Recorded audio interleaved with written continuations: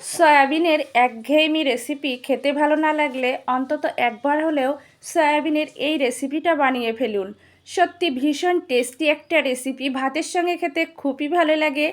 এছাড়াও পোলাও, ফ্রাইড রাইসের সঙ্গেও পরিবেশন করা যায়। ছোট থেকে বড় সবার পছন্দ হবে।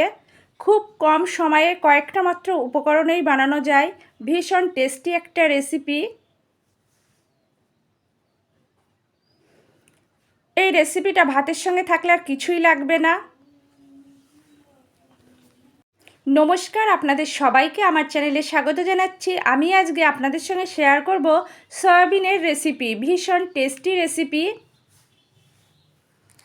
আমি আগেও আপনাদের সঙ্গে সয়াবিনের বিভিন্ন রকম রেসিপি শেয়ার করেছি। আজকের রেসিপিটা একেবারেই অন্যরকম। সয়াবিনের রেসিপি বানানোর জন্য সয়াবিন নিয়েছি। সয়াবিন গরম জলে ভিজিয়ে রেখে কয়েকবার ঠান্ডা জল দিয়ে খুব ভালো করে ধুয়ে চিপে নিয়েছি। অন্যদিকে চুলায় কড়াই দিয়ে ভালো করে গরম করে নিয়েছি। কড়াই গরম হলে কড়াইয়ে পরিমাপ মতো সর্ষের তেল দেব।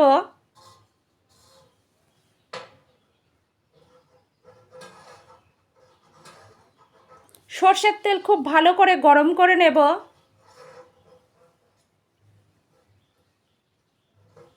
সর্ষের তেলে সামান্য হলুদ দিয়েছি যাতে তেল না ছিটকোয়। নাড়াচাড়া করে দিয়েছি।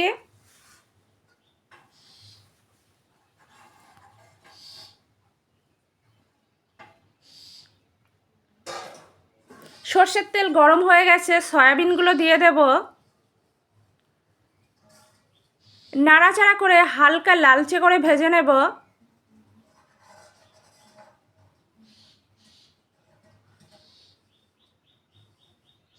অনবরত নাড়াচাড়া করতে হবে।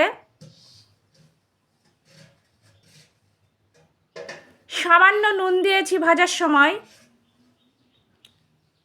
নাড়াচাড়া করে দেব। নুন দেওয়ার পর আরও কিছুক্ষণ নাড়াচাড়া করে ভেজে নেব।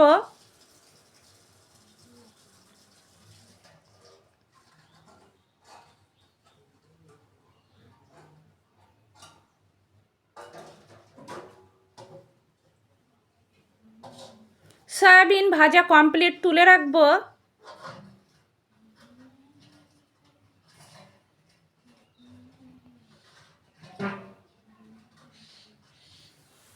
মশলা তৈরির জন্য পেঁয়াজ লাগবে,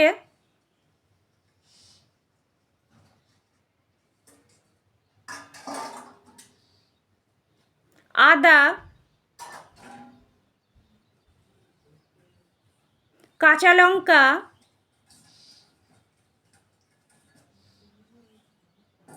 রসুন, পাকা টমেটো, সমস্ত কিছু মিহি পেস্ট তৈরি করে নেব। ভাজা সয়াবিনের মধ্যে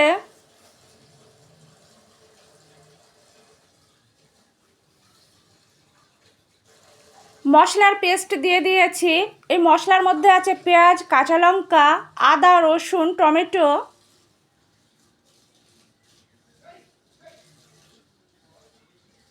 একটা কাঁচা ডিম দিয়েছি।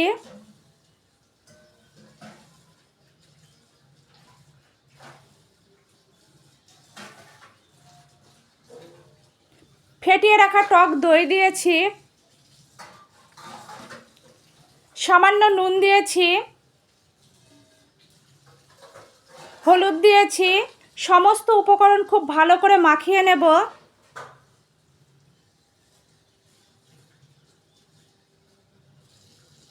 ম্যারিনেশনের জন্য কিছুক্ষণ রেখে দেব। সমস্ত উপকরণ রেডি করার পর চুলায় কড়াই দিয়ে খুব ভালো করে গরম করে নিয়েছি। পরিমাপ মতো সর্ষের তেল দিয়েছি। সর্ষের তেল ভালো করে গরম করে নিয়েছি। শুকনো লঙ্কা, তেজপাতা দিয়েছি। সামান্য গোটা জিরে দিয়েছি। নাড়াচাড়া করে তেজপাতা, শুকনো লঙ্কা, গোটা জিরে ভেজে নেব।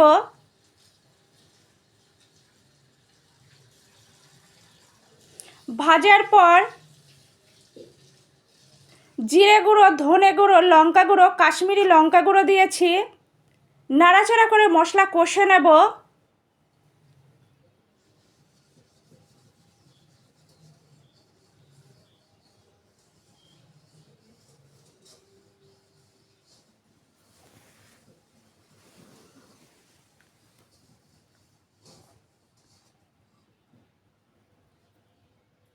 মশলা ভালো করে কষানোর পর ম্যারিনেট করে রাখা সয়াবিন দেব।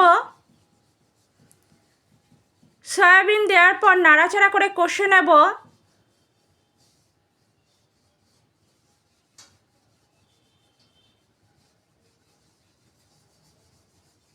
এভাবে নাড়াচাড়া করে বেশ কিছুক্ষণ কষে নেব। অনবরত নাড়াচাড়া করতে হবে।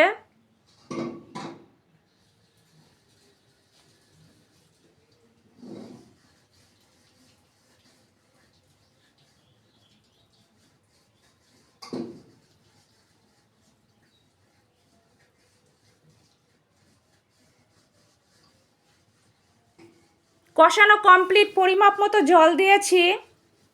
জল দেওয়ার পর ভালো করে নাড়াচাড়া করে দেব।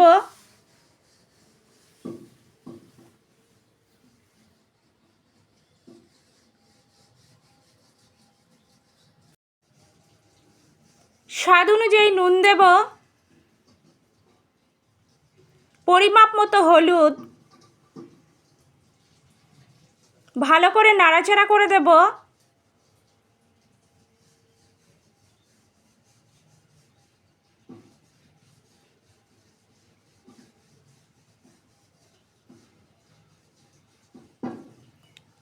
ঢাকা চাপা দিয়ে জাল করে সিদ্ধ করে নেব।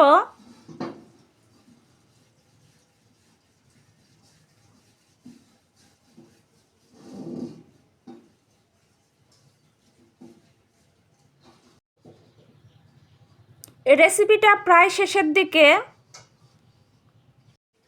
ঠিক এই পর্যায়ে চিড়ে রাখা কাঁচা লঙ্কা দেব। কাঁচা লঙ্কা দেওয়ার পর নাড়াচাড়া করে দেব। আরও 1 মিনিট জাল করে নেব।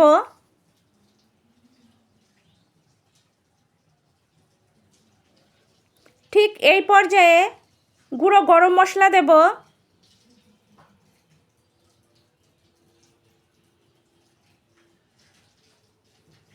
গুঁড়ো গরম মশলা দেওয়ার পর নাড়াচাড়া করে দেব।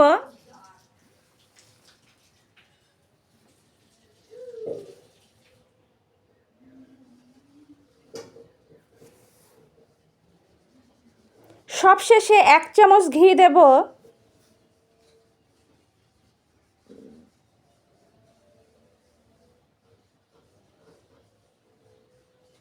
ঘি দেওয়ার পর নাড়াচাড়া করে দেব। আমার আজকের রেসিপি একদম কমপ্লিট।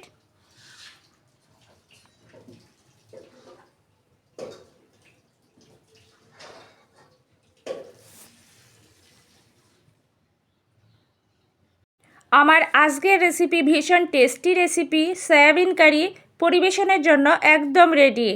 আপনারা দুপুরে গরম ধোয়াটা ভাতের সঙ্গে পরিবেশন করবেন, একদম জমে যাবে। এছাড়া পোলাও, ফ্রাইড রাইসের সঙ্গেও পরিবেশন করতে পারবেন।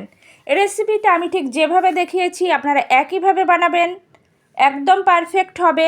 আপনারা তো সয়াবিনের বিভিন্ন রকম রেসিপি বানিয়েছেন, অন্তত একবার হলেও আমার মতো করে ঠিক এভাবে সয়াবিনের এই রেসিপিটা বানিয়ে দেখবেন, সত্যি ভীষণ টেস্টি হয়। আমার আজকের রেসিপি আপনাদের যদি ভালো লাগে লাইক করবেন, কমেন্ট করবেন, শেয়ার করবেন, আমার চ্যানেলের পাশে থাকবেন। আর আপনাদের অনেক অনেক ধন্যবাদ এতক্ষণ ধরে ধৈর্য সহকারে আমার রেসিপিটা দেখার জন্য। আপনারা এভাবেই আমার পাশে থাকবেন, আমাকে সাপোর্ট করবেন। আর অন্তত একবার হলেও সয়াবিনের ইউনিক রেসিপিটা ট্রাই করবেন।